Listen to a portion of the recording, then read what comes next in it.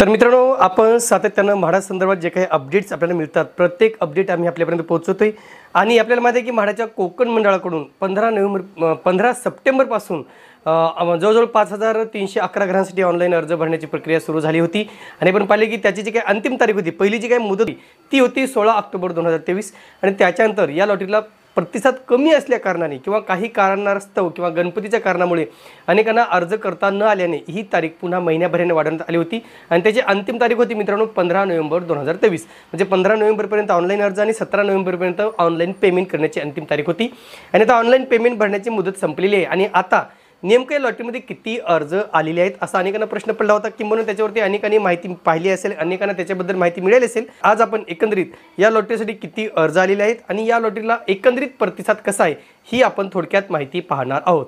नमस्कार मित्रांनो, कसे आहात सगळे? मजेत ना? स्वागत आहे आपल्या सर्वांचं या YouTube चॅनलवरती ज्याचं नाव आहे RK प्रॉपर्टी न्यूज।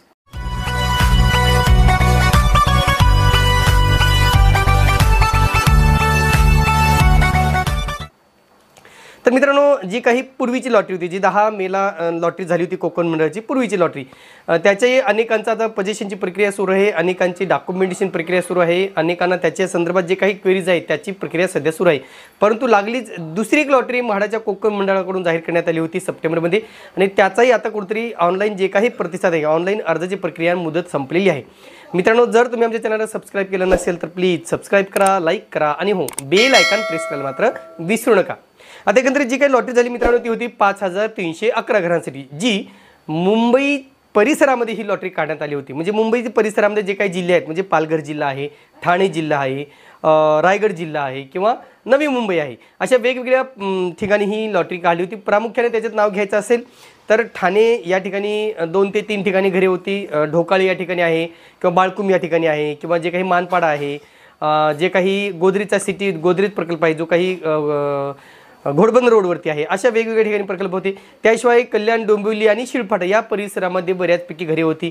त्याशिवाय टिटवाळा या ठिकाणी घरे होती, पनवेल या ठिकाणी गोदरीची घरे होती, त्याशिवाय वसई, विरार या ठिकाणी किंवा बोळिंज या ठिकाणी घरे उपलब्ध करून देण्यात आलेली होती, जी 1 BHK 2 BHK आणि 3 BHK तीनही प्रकारची घरे या ठिकाणी चारही उत्पन्न गटासाठी उपलब्ध करून देण्यात आलेली होती। म्हणजे EWS, LIG, MIG आणि HIG या चारही उत्पन्न गटासाठी घरे उपलब्ध करून देण्यात आली होती। याच्यातून एक चांगली संधी या उत्पन्न गटाला मिळाली होती। त्याशिवाय प्रथम येण्यास प्रथम प्राधान्य अंतर्गत विरार, बोळिंज याही ठिकाणी जवळजवळ 2200 घरे या ठिकाणी उपलब्ध करून देण्यात आल्याचं आपण पाहिलेलं आहे। आता नेमका जे काही बोळिंज आहे येथील प्रतिसाद खूप कमी आहे, त्याची कारण आपण ऑलरेडी डिस्कस केलेली आहे। तेथील कारण मीमांसा आपण ऑलरेडी केलेली आहे। म्हणजे ट्रान्सपोर्टेशन असेल किंवा पाण्याचा प्रश्न असेल, तोही सूर्य धरणातून पाणी देऊन तोही प्रश्न सोडवला जाणार असल्याचंही कुठेतरी सांगण्यात आलेलं आहे आणि तोही लवकरात लवकर प्रश्न मार्गी लागेल असंही कुठेतरी म्हाडाकडून सांगण्यात आलेलं आहे।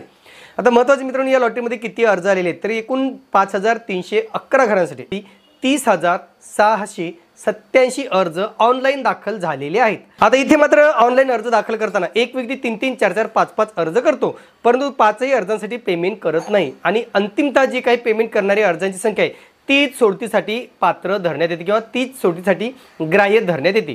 मग आता 30,687 अर्जदारांपैकी ऑनलाईन पेमेंट करणाऱ्या अर्जदारांची संख्या आहे 24,304 म्हणजे 24,304 अर्जदारांनी ऑनलाईन पेमेंट करून आपला सोडतीतील नंबर कन्फर्म केलेला आहे।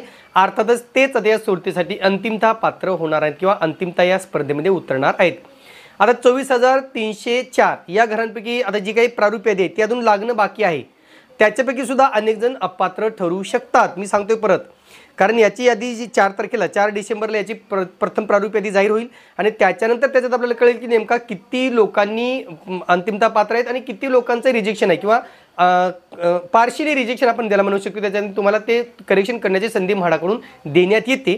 म्हणून 4 तारखेला आपल्याला कन्फर्म कळणार आहे की किती लोक पात्र आहेत आणि किती लोक अपात्र करण्यात आलेले आहेत आणि कुठल्या कारणाने ते अपात्र आहेत आणि त्यांची जे काही अपात्रतेची कारणं आहेत ती दुरुस्त करण्यासाठी म्हाडाकडून 2 ते 3 दिवसाचा वेळही दिला जाणार आहे आणि अंतिमतः 13 डिसेंबरला या कोकण मंडळाची लॉटरी फुटणार आहे, अर्थातच निकाल जाहीर होणार आहे।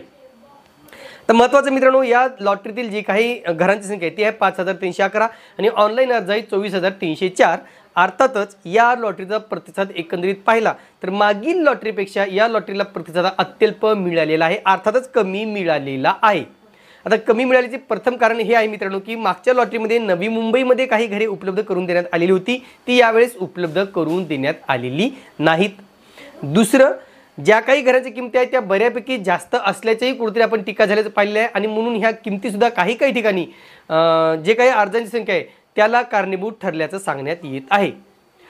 तिसरं महत्त्वाचं कारण, जे काही बोळिंज विरार आहे प्रथम येण्यास प्रथम प्राधान्य, येथील जे काही पाण्याचा प्रश्न असेल, ट्रान्सपोर्टेशनचा प्रश्न असेल, तेथील स्थानिक स्वराज्य संस्थेकडून जे काही सहकार्य मिळणं अपेक्षित आहे ते मिळत नसल्याने कुठेतरी म्हाडाचा जो काही प्रकल्प आहे त्याला अनेक अडचणींना सामोरं जावं लागत असल्याचे आपण पाहिलेलं आहे. म्हणून तेथीलही अर्जांची संख्या खूप कमी आहे.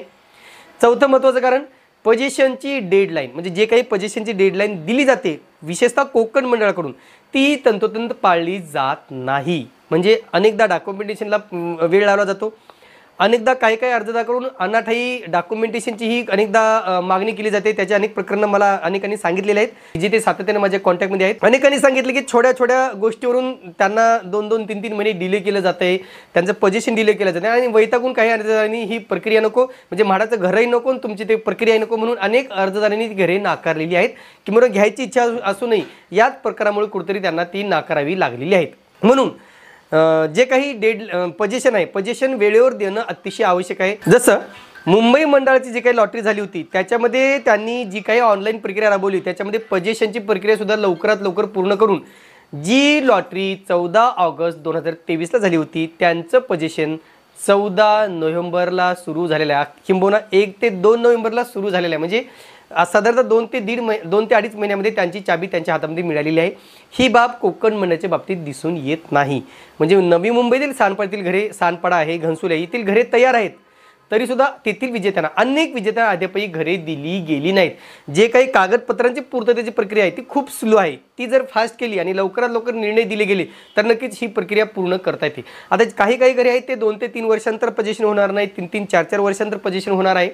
परंतु जे घरे रेडी टू मूव्ह आहेत त्यांचं पोझिशन त्वरित करून त्यांचा ताबा विजेत्यांना देणं अपेक्षित आहे, परंतु असंही घडताना दिसून येत नाही. म्हणून अनेक विजेते हतबल आहेत की अनेक ठिकाणी बिल्डराकडून म्हणजे अडवणूक केली जाते, अनेकदा बिल्डराकडून अनाठायी पैशाची मागणी केली जाते. जसं ठाणे येथील रेमंड प्रकल्पामध्ये अनेकांनी तसे कमेंट्स आपल्याला केलेले आहेत, अनेकांनी तशा तक्रारी म्हाडाकडे सुद्धा केलेल्या आहेत आणि त्याच्यावरती म्हाडाने सुद्धा तशी ॲक्शन घ्यायला सुरुवात केलेली आहे. पण असं काही ठिकाणी घडतंय, म्हणून ह्या गोष्टी घडू नये याकडे सुद्धा कोकण मंडळानं लक्ष देणं अतिशय आवश्यक आहे. आणि अजून एक महत्त्वाची बाब सांगावीशी वाटते की अनेक ठिकाणी घरे पाहण्यास नकार दिला जात होता. म्हणजे जे काही सॅम्पल फ्लॅट आहे ते विजेत्यांना किंवा अर्जदारांना पाहण्यास नकार दिला जात होता, ती खुली केली गेली नव्हती आणि म्हणून अनेक विजेत्यांना इच्छा असूनही त्यांनी अर्ज केलेली नाहीत. उदाहरण सांगायचं म्हणजे डोंबिवलीतील जे काही रुनवाल प्रकल्प आहे त्या ठिकाणी बिल्डिंग ऑलमोस्ट तयार होती, तेथील OC आलेली आहे, इमारत तयार झालेली आहे, तरीसुद्धा अर्जदारांना तेथील घरे पाहण्यास स्पष्टपणे नकार दिला गेल्याचं आपण पाहिलेलं आहे.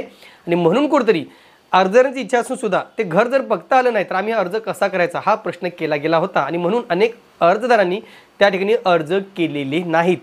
आम्ही सुद्धा अनेक ठिकाणी प्रकल्पाच्या ठिकाणी व्हिजिट करतो, अनेक ठिकाणचे आम्ही व्हिडिओज दाखवतो, अनेक ठिकाणी जाऊन साईट व्हिजिट करून ती सगळी माहिती आम्ही देतो आणि त्याच्या माध्यमातून अर्जदारसुद्धा आपले व्हिडिओज बघून अनेकदा अर्ज करताना दिसून येत आहेत.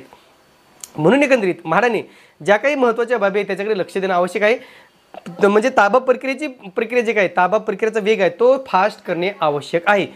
म्हणून एकंदरीत जी काही म्हाडाची आता ऑनलाईन प्रक्रिया संपलेली आहे, ऑनलाईन लॉटरीची जी काही ऑनलाईन अर्जाची प्रक्रिया संपलेली आहे त्याच्यामध्ये आता 24,304 पैकी किती अर्जदार अंतिमतः पात्र होतील आणि किती अर्जदार स्पर्धेमध्ये उतरतील हे आपल्याला 4 तारखेला कळणार आहे. आणि आपण 4 तारखेला यादी जाहीर झाल्यानंतर त्याच्यावरती सविस्तर व्हिडिओच्या माध्यमातून माहिती पाहणार आहोत. तुर्तास मित्रांनो इथेच थांबतो, पुन्हा भेटूया एका नवीन व्हिडिओसह. तोपर्यंत आपली रजा घेतो. धन्यवाद.